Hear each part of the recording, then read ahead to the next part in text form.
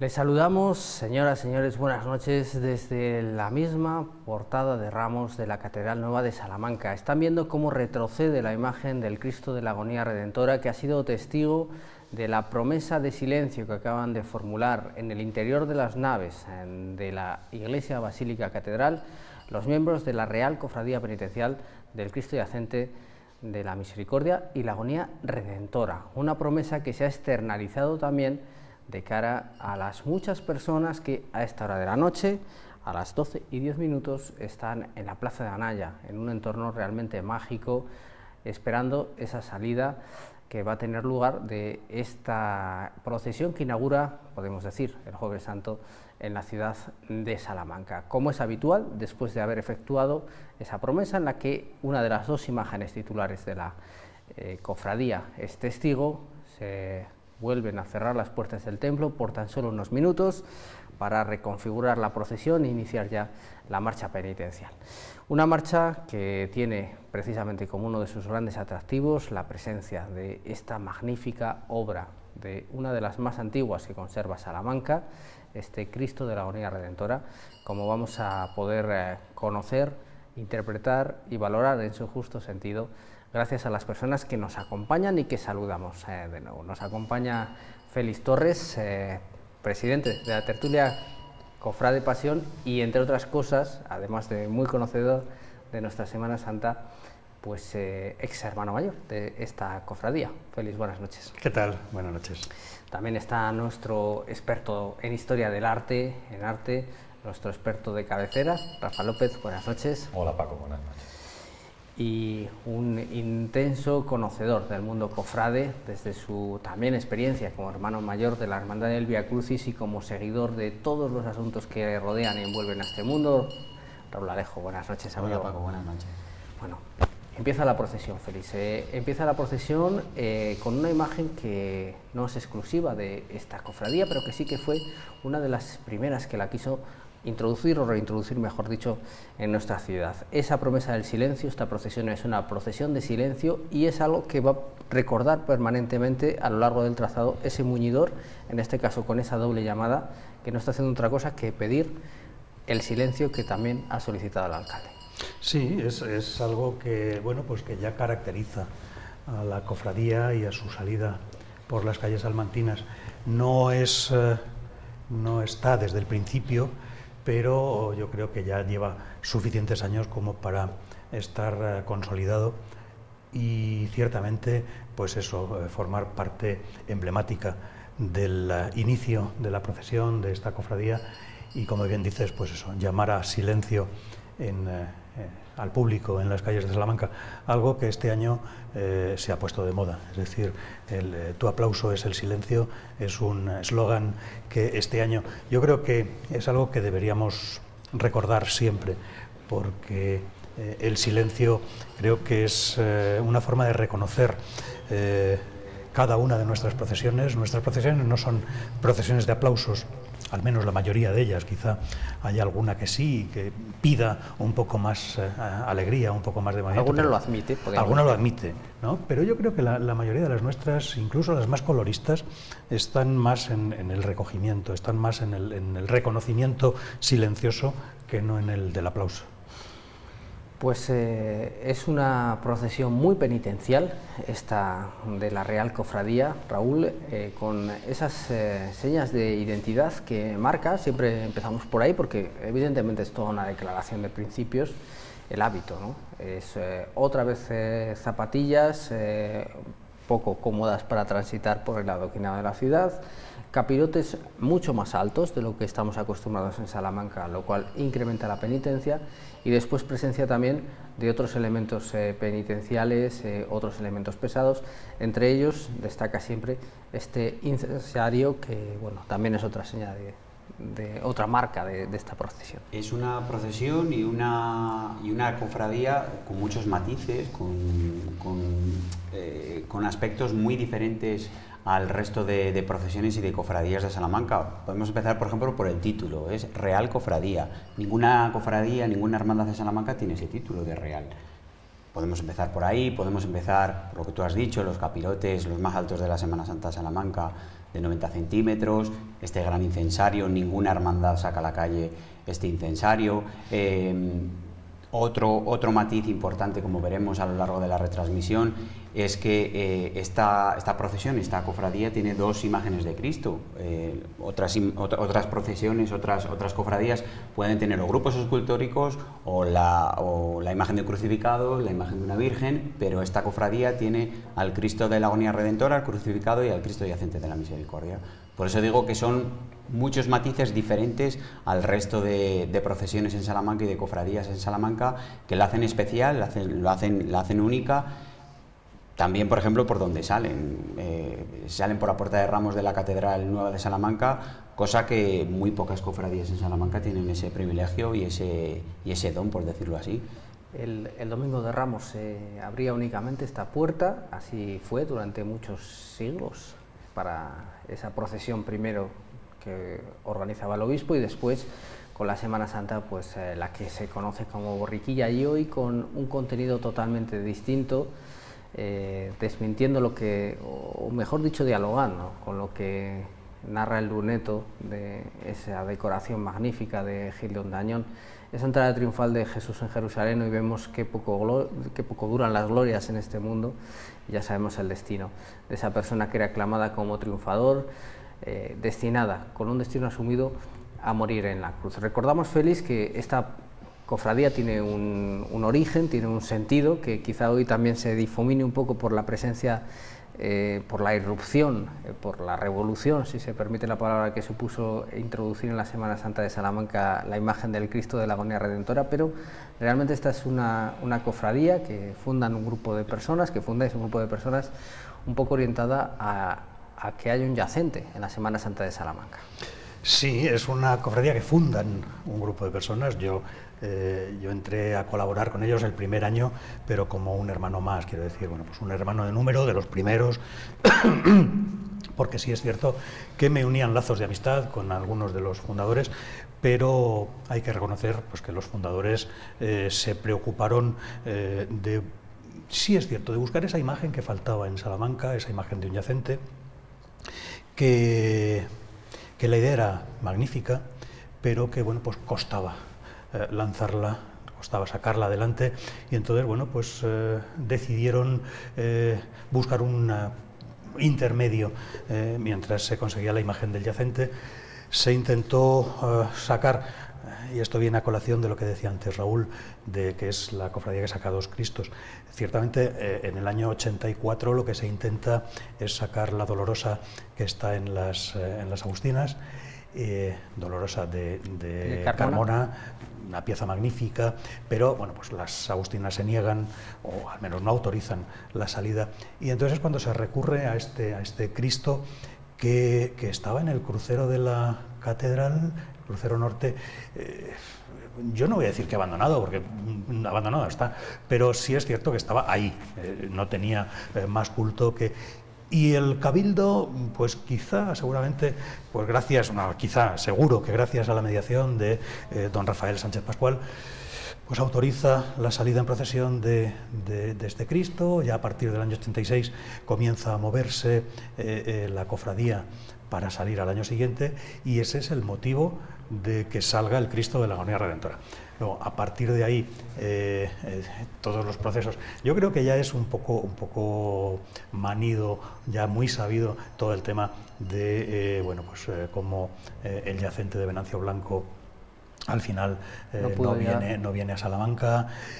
Yo sí podría decir que conozco de primera mano lo que ahí ocurre, y creo que hay veces que se ha tergiversado lo que llegó a ocurrir. Quizá habría que hablar no solo de lo que ocurre, sino interpretar aquellos momentos. Es decir, yo creo que la sensación que yo tengo es que en un momento determinado Venancio Blanco decide que su yacente es suyo, y yo creo que al final lo que busca es una excusa. cuando nos dice que haya una reunión de consenso entre la Junta de Gobierno saliente y la Junta de Gobierno entrante. Yo creo que al final lo que va buscando es, bueno, pues una excusa, una disculpa para poder decir, bueno, pues el yacente o el contrato verbal, porque era un contrato verbal el que había, se rompe ese contrato y el yacente se queda conmigo. Ahora yo creo que profundizamos cuando aparezca en imagen el Cristo yacente, obra de Enrique Orozcudo en este caso, que también merece todo nuestro respeto y dignidad. Y lo digo porque estamos viendo en imágenes esta obra realmente. Yo decía que cambió un poco los planes, ¿no?, de la cofradía cuando se consiguió sacar a la calle, Rafa, esta imagen, y se vio como, bueno, pues, el resultado, el impacto que tenía en una procesión que originariamente empezaba a las 2 de la mañana, que se anticipaba un poquito, pero que en esa madrugada del miércoles al jueves santo causó tal impacto en la ciudad, tal expectación, tal redescubrimiento o descubrimiento, porque es verdad, como decía Félix, que estaba bastante en el olvido esta imagen, que claro, que de repente se ha convertido en, bueno, no diría yo, en uno de los grandes emblemas de la Semana Santa de Salamanca, quería decir, en uno de los grandes símbolos de esta cofradía, y desde luego en una pieza sensacional, una pieza que también nos impacta profundamente. Sí, quizás es un poco lo que decía Félix antes, es decir, no es que estuviera olvidada, estaba allí colocada en el crucero de la catedral, pero muchas veces los salmantinos pues tenemos esta cosa, presumimos de muchas cosas que tenemos y a veces ni siquiera las conocemos. Y entonces, claro, cuando la figura salió por primera vez, pues es lo que dices, causó un impacto muy grande. Además es que la figura es muy realista. Y entonces eso añadido al pelo natural que tiene la figura, bueno, pues que se mueve, ¿no?, con el viento según va avanzando por la noche ahí en la calle, pues eso hace que la figura pues la figura en realidad está pensada un poco no solo para conmover, sino para dar un poco de miedo. Sería eso. Además, no es extraño el uso del pelo, porque lo encontramos en muchos ejemplos, sobre todo en la provincia de Salamanca, en la provincia de Ávila, encontramos tanto Cristos como vírgenes que tienen el pelo natural, que lo único que hacía era añadir más realismo a la figura. Tengamos en cuenta, por ejemplo, que claro, según vamos avanzando, una vez que se supera el año 1000, cada vez vamos a ir a figuras que serán más realistas hasta que llegue el pleno Renacimiento. Y yo creo que deberíamos establecer una diferencia, por ejemplo, entre escultores como Diego de Siloé, que trabaja al mismo tiempo que esta figura que se atribuye a Juan de Balmaseda, o el propio Juan de Balmaseda. Es decir, esto es una figura muy realista de un escultor que ha trabajado y se ha formado en España, mientras que Diego de Siloé, siendo español, se formó en Italia y entonces tiene una actitud mucho más contenida en cada una de sus obras, digamos más idealizada, más idealizada. Entonces, bueno, esa idea de conmover a la gente y del miedo, todo esto se junta, porque sabéis que el miedo también sirve para el control, y entonces, bueno, pues se utiliza todo en la figura que tenemos aquí. Es efectivamente una imagen de una agonía, una figura agonizante, en la que llama la atención, además de ese pelo natural, esa insinuación de la barba, ¿no? Simplemente que con la boca entreabierta, como nos has explicado en ocasiones, contribuye a darle todavía un mayor tenebrismo. Hay una investigación a propósito de la restauración reciente del Cristo de San Leonardo de Alba de Tormes que ha establecido una posible conexión. Lo traigo a colación porque, bueno, estamos celebrando el año del 800 aniversario de la Universidad de Salamanca y todo lo que tiene que ver con ello, y demuestra también la intensa participación que la universidad ha tenido en la vida religiosa y también en la Semana Santa de la ciudad, que este Cristo pudiera ser el encargo a un autor que no sabemos quién es, has puesto un nombre sobre la mesa, para que realizara, no sé si una copia o sí una imagen a inspiración de ese Cristo de San Leonardo que está en Alba de Tormes, y que sería una imagen anterior y quizá no tan perfecta en su anatomía, por lo tal decía yo que hablar de copia pues, no tendría tampoco todo el sentido, pero aquí estamos ante una imagen que, manteniendo esa línea de los patiens, de esos Cristos patéticos, de patetismo hondo y doloroso, pues llega a una culminación, ¿no? Por eso funciona, entre comillas, ese verbo también en la calle. Sí, además yo creo que como tú comentabas antes, es decir, el tener la boca entreabierta, esta figura acaba de fallecer, o sea, es el momento justo del fallecimiento, acaba de expirar, ¿no? Además le han dado la lanzada, justo ya, porque lo vemos perfectamente, que enlaza muy bien también con toda la tradición que había en Castilla y León de representar normalmente o habitualmente a los Cristos muertos, ¿no? Como este que tenemos aquí. Y en cuanto a la otra figura que se conserva en Alba de Tormes, pues sí, es muy parecida. Tengamos en cuenta que este Cristo también es una atribución, es decir, no tenemos la documentación exacta. Sí es verdad que Juan de Balmaseda, que trabajó mucho en Palencia, pues comparando algunas de las obras que tiene allí con esta de aquí, pues sí parece que existen ciertas semejanzas, pero aún así no tenemos la documentación de la figura. Un calvario, efectivamente, esa imagen del calvario de la Catedral Palentina. Bueno, pues está avanzando en esta noche no demasiado fría, pero sí desapacible por el viento, la imagen del Cristo de la Agonía Redentora. Es uno de los pasos, Raúl, que tiene carga externa, que siempre, bueno, pues es una imagen también que en este caso se mantiene además el capuchón, es decir, el hábito completo, incrementando, insisto en esta idea, ¿no?, la penitencia una vez más, no solo de los hermanos de carga, sino que además tienen que soportar la otra molestia añadida en las cargas externas de llevar el capirote puesto. Sí, además también, al igual que la procesión que hemos visto antes de la imagen de Jesús flagelado, también son cargas externas, internas y externas, pero la gente que va cargando fuera lleva el capuchón, lleva el capirote y además, como decíamos antes, en este caso el capirote de 90 centímetros, que al ser más alto es lógicamente más difícil de llevar, más incómodo. La verdad es que este paso en la madrugada ya del Jueves Santo, un poco al hilo de lo que nos estaba contando Rafa de la imagen del Cristo,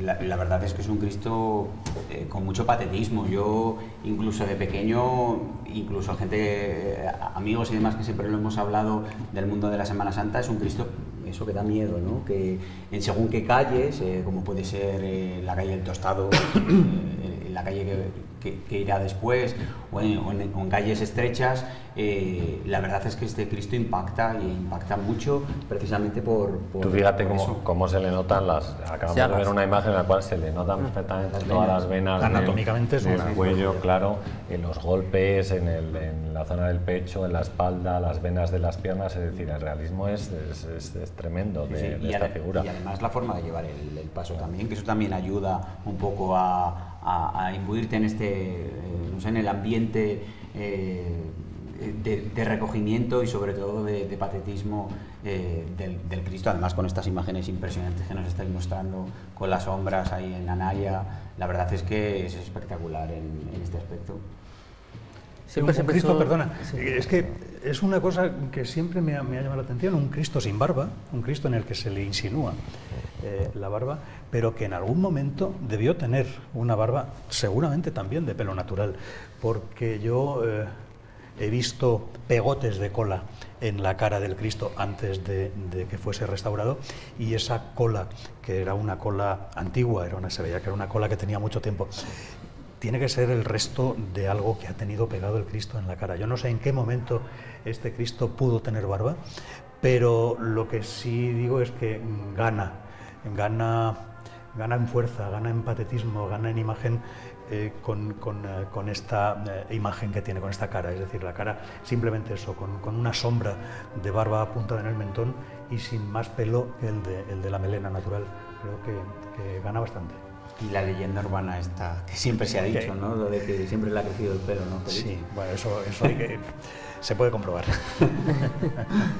Bueno, la verdad es que vemos, claro, una persona, en este caso joven, Rafa, una persona en pleno vigor de su juventud, en este caso con una anatomía perfecta, y estudios al respecto que hablan de esa anatomía y de cómo se recoge perfectamente, cómo debería ser lo que ha sufrido un cuerpo que hubiera pasado por ese calvario, y hablamos ya de unos estudios anatómicos seguramente más avanzados o muy avanzados para para su época, y desde luego esa melena natural acaba de conformar un conjunto que, decía yo antes Félix, como apuntaba Raúl, con las sombras que va proyectando por San Sebastián, por la Naya, cómo se recorta la propia imagen sobre la pared, ese telón dorado de la catedral, hace estampas realmente fastuosas. Yo no sé, siempre se tuvo claro el recorrido, cómo fue la configuración de...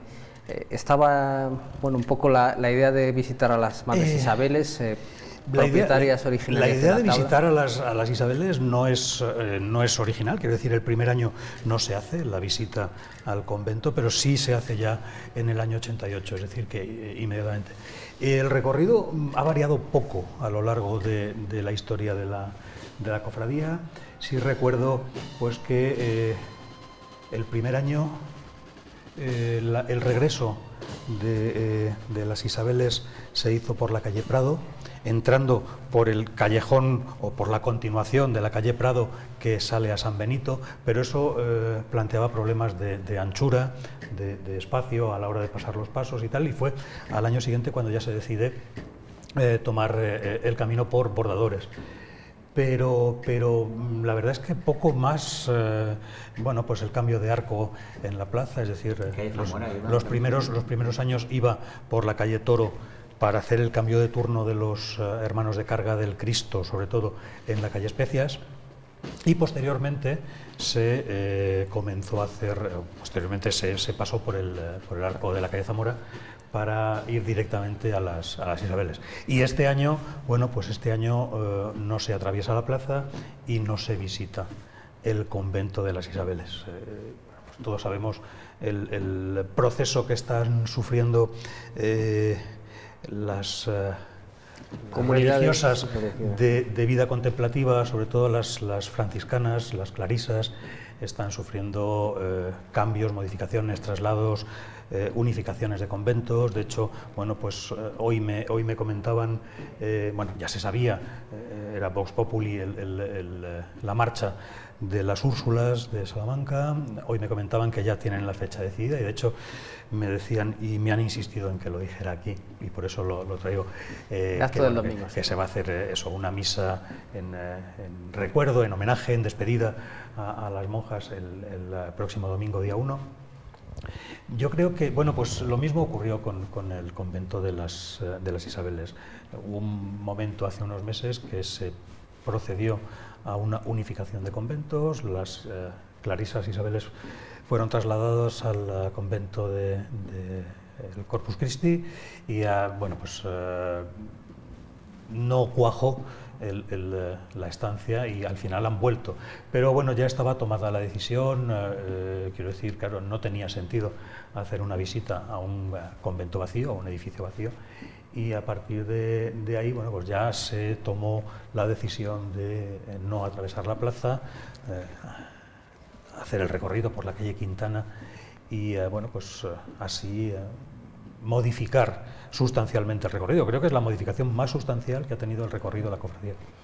Veamos un elemento que quizás sí que merezca un comentario, Raúl, esa cruz que portaba uno de los hermanos, uno de los cofrades, que además se va recordando a todas las personas que la han portado, que pesaba lo suyo, como veíamos, y que, bueno, pues era la anterior cruz en la que iba esta imagen.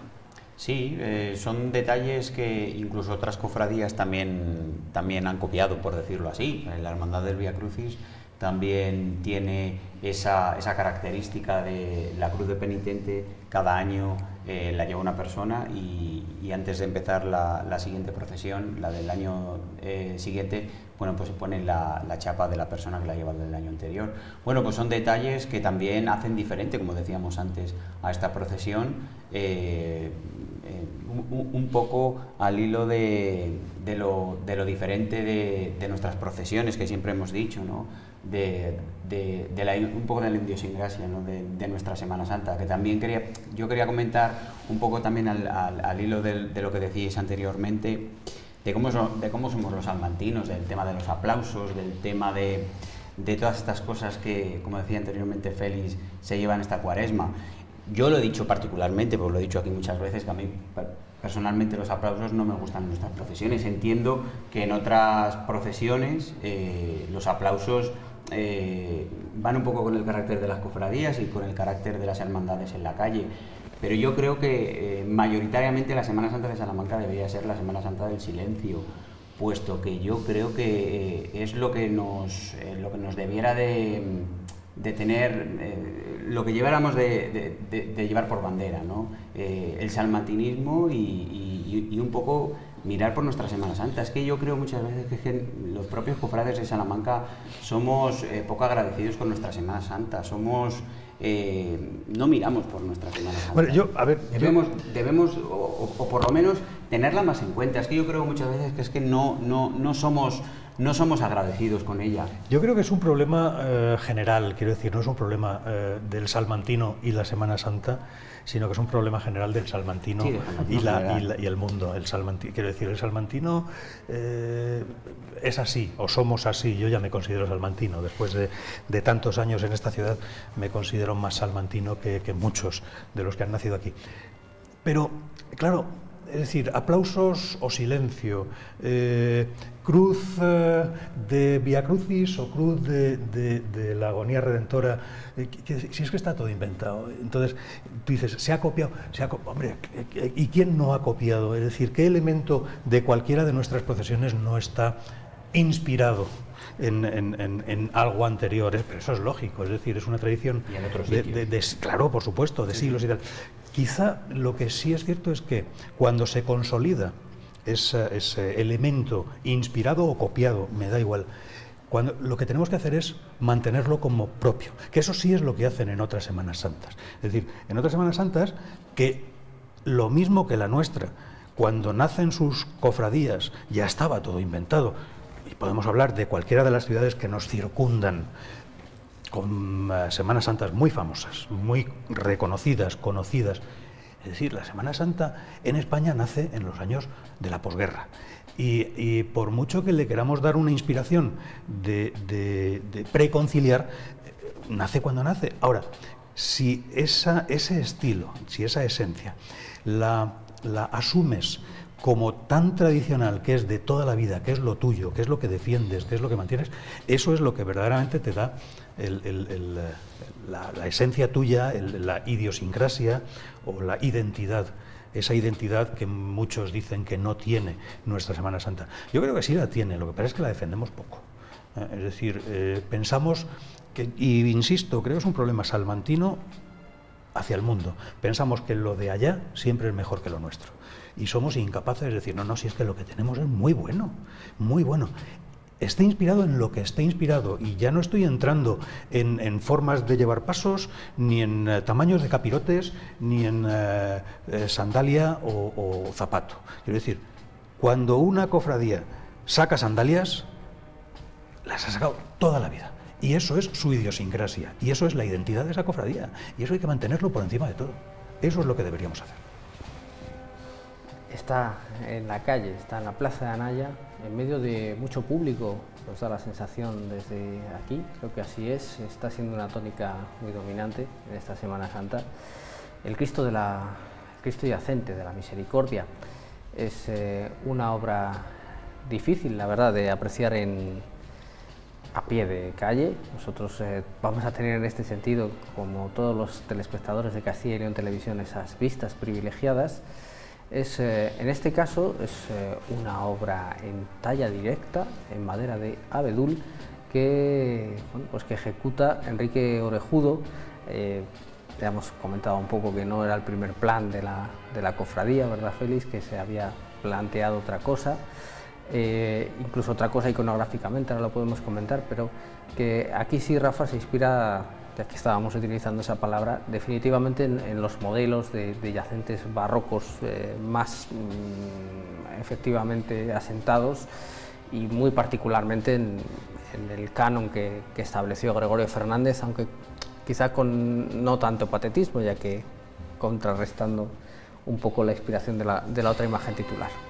Sí, la imagen en sí da una sensación un poco más, vamos a decir, más moderna, no tan barroca, abigarrada, sangrienta, por ejemplo, como eran las esculturas que realizaba Gregorio Fernández, que puede ser un poco la referencia para este tipo de obra. Y además la persona que marca la iconografía, o sea, y enlazando un poco con ese tema, también podríamos decir que la obra que presentó Venancio Blanco en realidad no era un yacente. Es decir, porque un yacente suponemos que es el momento en el que se hace el traslado del cuerpo de Cristo muerto a la tumba, ¿no? Sería ese momento. Y lo que Venancio Blanco, como él pues ha comentado más de una vez, quiso representar era el momento en el que esa figura volvía a la vida, ¿no? Así que quizás Félix nos lo pueda aclarar un poco más. Esa figura en realidad no era un yacente, bueno, era otro tipo de iconografía. Un segundo, y termino y me dices. Era una iconografía completamente distinta, diferente, y que pues yo la verdad no conocía hasta ese momento a alguien que hubiera representado una figura que justo en ese momento pues está cogiendo el aliento para volver a la vida otra vez, que era un poco lo que esa figura representaba. Y entonces, bueno, a mí la verdad me impresionó la figura cuando la vi en el año 1993 por primera vez en Las Edades del Hombre aquí en Salamanca. Y entonces, claro, como nosotros como estamos acostumbrados a ver siempre el mismo tipo de figuras y a describir una iconografía muy concreta de cómo debe ser, cómo debe representarse la figura, pues como esta que tenemos aquí, pulmones hinchados, sería el costado con mucha sangre, posición de los brazos o de las piernas en las cuales una figura que está completamente muerta, no controla ninguno de sus miembros ni demás. Bueno, pues este tipo de cosas. Por eso la otra, como era diferente, pues llamaba bastante la atención, pero claro, al mismo tiempo, pues, y en eso quizás, yo no sé si la cofradía se apoyó en eso, no era una figura de un yacente, era otro momento iconográfico.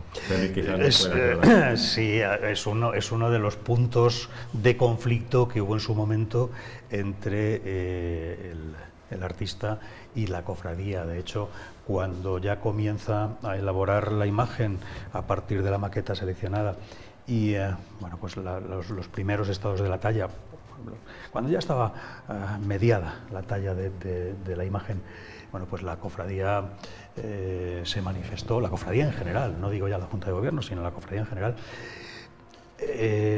precisamente pensando eso, que no era un Cristo yacente. Yo diría, es un Cristo resucitante, más que...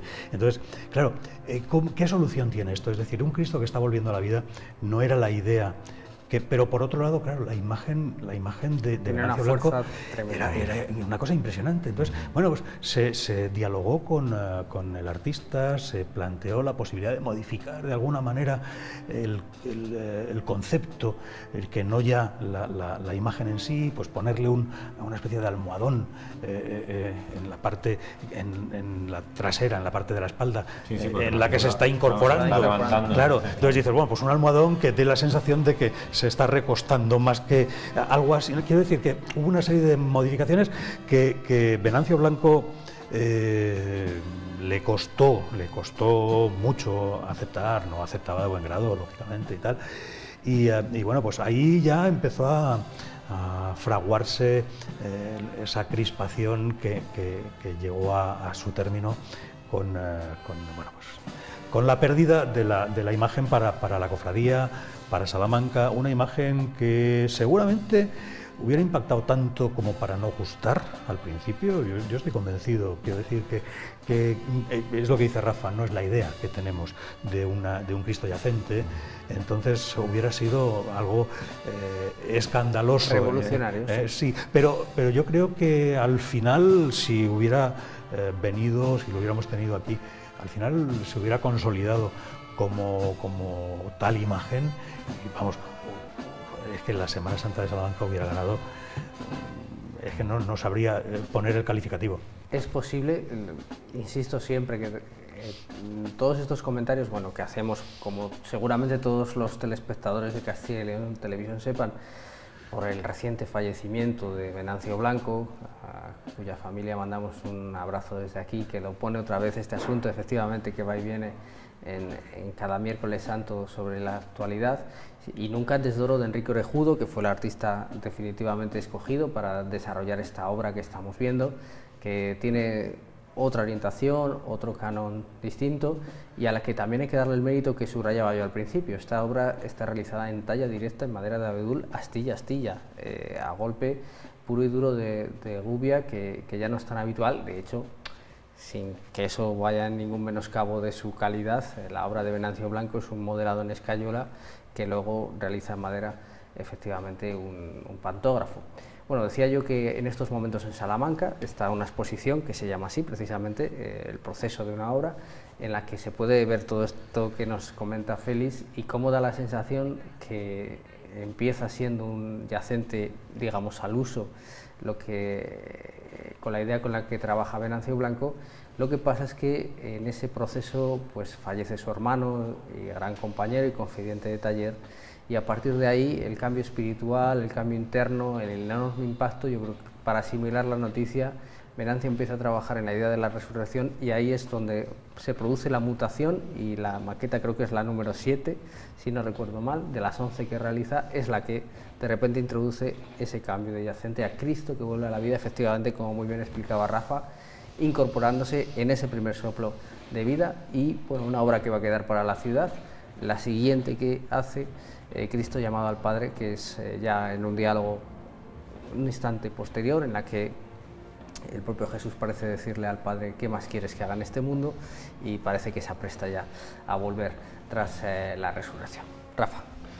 No, simplemente enlazando con lo que estaba diciendo también antes, y ya que lo tenemos aquí, hay una pintura que está en Salamanca que a mí me sorprende mucho por la posición que adopta la figura del Cristo, porque antes hablábamos de que, claro, es una figura que no controla ninguno de sus miembros, entonces las posiciones, tanto en las manos como en los pies, pueden resultar algo extrañas.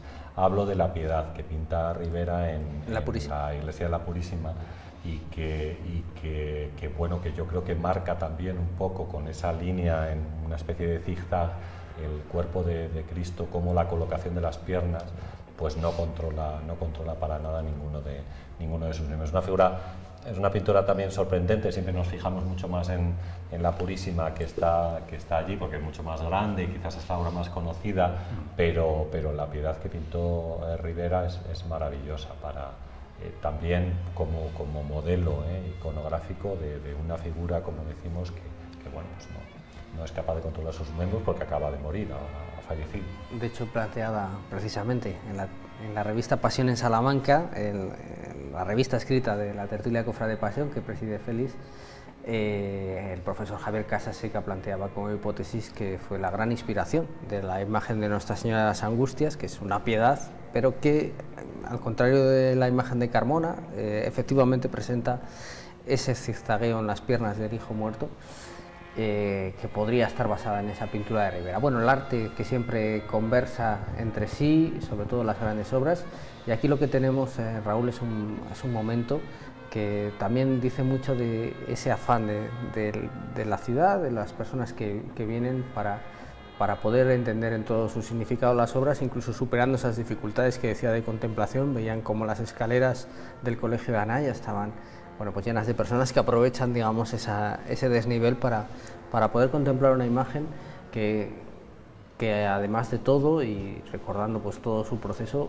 al final es una imagen también muy tierna. A mí me resulta muy tierna, es una imagen tan contenida, técnicamente bien realizada, es una imagen muy tierna. Sí, un poco lo que decíamos antes, el hándicap que tiene esta imagen es precisamente eso, es que está excesivamente alta para poder contemplarla a nivel de calle. Yo creo que de las mejores posibilidades para observar al Cristo yacente de la Misericordia es precisamente en las diferentes alturas que tiene la plaza de Anaya.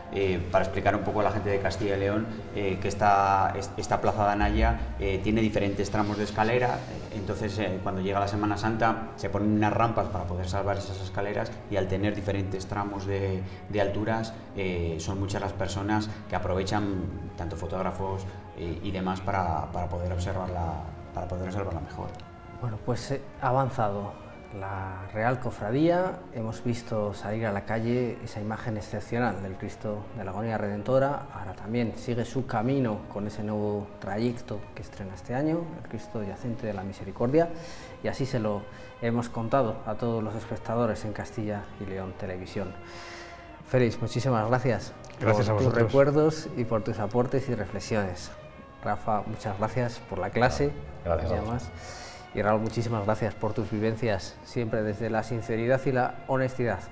Nosotros nos despedimos aquí, ha sido un verdadero placer llevar hasta sus casas una de las grandes procesiones que nos deja la Semana Santa de Salamanca. Buenas noches.